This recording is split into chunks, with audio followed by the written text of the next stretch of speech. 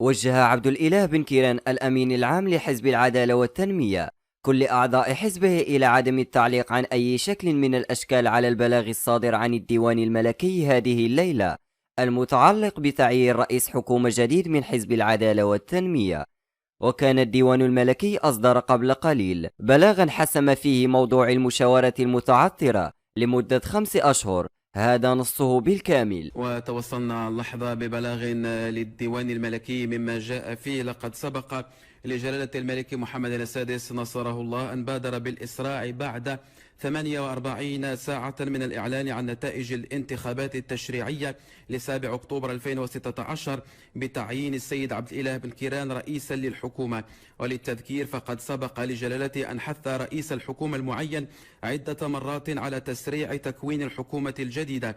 وبعد عودة جلالة الملك أعزه الله في حفظ الله ورعايته إلى أرض الوطن بعد الجولة التي قادته إلى عدد من الدول الإفريقية الشقيقة، أخذ علما بأن المشاورات التي قام بها السيد رئيس الحكومة المعين جاوزت 5 أشهر لم تسفر إلى حد اليوم عن تشكيل أغلبية حكومية، إضافة إلى انعدام مؤشرات توحي بقرب تشكيلها.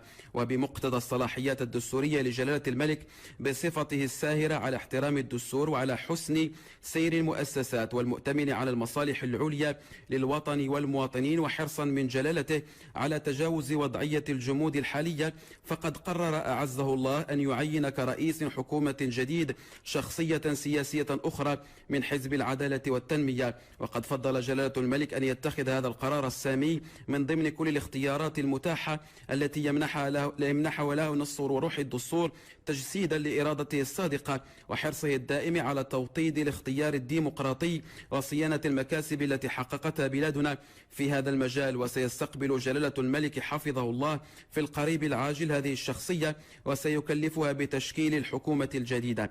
وقد أبى جلالة الملك إلى أن يشيد بروح المسؤولية العالية والوطنية الصادقة التي أبان عنها السيد عبد الإله بن كيران طيلة الفترة التي تولى خلالها رئاسة الحكومة بكل كفاءة واقتدار ونكران ذات. اشتركوا الآن بقناتنا وقوموا بتفعيل زر الجرس لتتوصلوا بجديدنا. شكرا وإلى اللقاء.